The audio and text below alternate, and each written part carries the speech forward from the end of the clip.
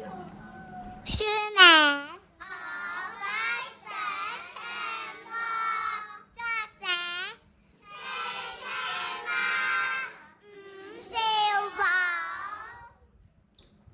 繪者吳俊康，出版社蘇月城鄉品教育本。呢一日，森林特別熱鬧，原來一年一度嘅全森林歌唱大賽快要舉行。最愛唱歌嘅小鸚鵡青青信心滿滿地話：我一定可以做到歌王㗎，俾全森林嘅小動物知道我唱歌係最叻㗎。為咗做歌王，青青會好努力練習。連佢發夢都好想做歌王啊！比賽呢日終於到啦！盛裝打扮嘅青青，信心十足地飛往舞台。全森林嘅動物都懷着期待嘅心情進場。究竟誰是歌王呢？歡迎各位嚟到誰是歌王全森林歌唱大賽。參賽者陸續出場，個個都使出渾身解數，表演各具特色。嚟到最後，壓軸出場嘅係小鸚鵡青青。喺閃耀嘅射燈下，青青喺台上又唱又跳，十分投入。全場觀眾大聲喝彩。點知一陣清風吹嚟，吹到青青身上嘅七彩羽衣飄嚟飄去，有兩條羽毛喺青青鼻尖掃來掃去，令到佢好痕，仲忍唔住打咗個大乞嗤。當聽到咁嘹亮嘅乞嗤聲，動物們都忍唔住大笑。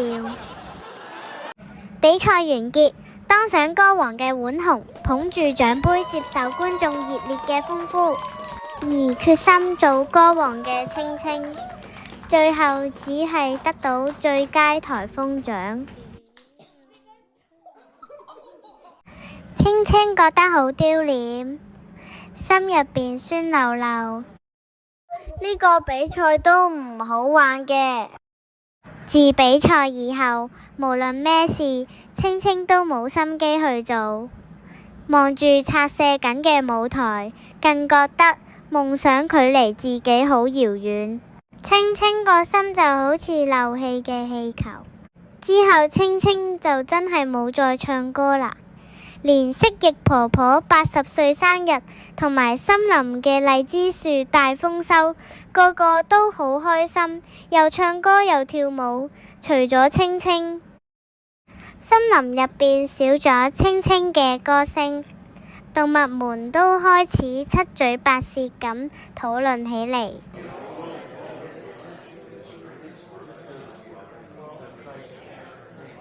青青覺得冇人真係明白自己，就孤孤單單飛去河邊。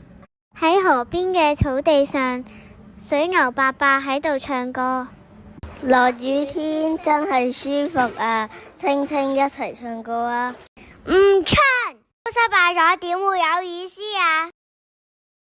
青青，喺夢想起飛前，你有冇不怕失敗嘅勇氣？青青唔太明白，當想追問落去嘅時候，水牛伯伯已經轉身而去。輸贏只係一個暫時嘅結果，能對自己喜愛嘅事堅持落去，成功仲有一日會出現㗎。青青悄悄地跟住水牛伯伯嚟到森林嘅另一角落。原來水牛伯伯約咗朋友一齊喺大樹下舉行街頭音樂會，所有動物都享受其中，連青青都好陶醉。水牛伯伯嘅歌聲真係動人，原來唱歌可以令自己同埋人哋咁快樂。有好幾個夜晚，青青都瞓唔着，諗起唱歌，好多快樂嘅回憶就喺腦海浮現。我真係好鍾意唱歌㗎，係夢想起飛前，我要有不怕失敗嘅勇氣。有一晚，鄰居野兔媽媽病咗，照顧唔到兔寶寶，青青知道咗，就成晚看顧住兔寶寶。第二日，野兔媽媽病好了。青青，多謝你啊！你嘅歌聲令到我寶寶瞓得好香甜。一清早，陽光灑落，森林傳嚟清脆嘹亮嘅歌聲。青青唔再好似以往咁害怕失敗，而家飛到邊就唱到邊。蜥蜴婆婆好高興，青青送鮮花又唱歌俾佢聽。而家森林又熱鬧起嚟，周圍都有青青嘅歌聲。我唔會放棄嘅，我會用我嘅歌聲唱出我自己嘅夢想。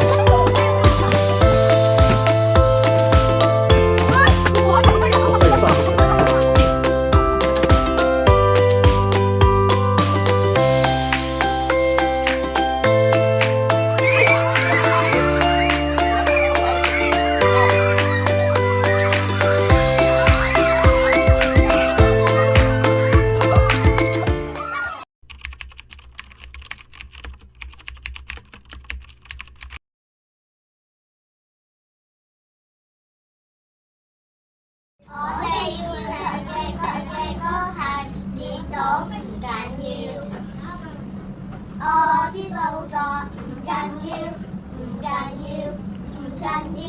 我啲動作唔緊要，其實我哋要唱嘅歌係勇敢挑戰，勝將路上遇困擾，難避免將路上遇困擾，難避免莫退縮。遇上挫折勿氣餒，我哋要唱嘅歌係加油歌。遇上困難不放棄，不灰心，多嘗試，終有一天會成功。加油加油，勇敢挑戰，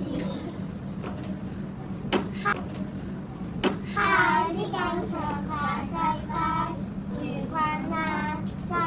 遇困難就願意慢慢堅持過苦難，亦都不怕面對它，無懼怕，站起身，每天都要動腦筋。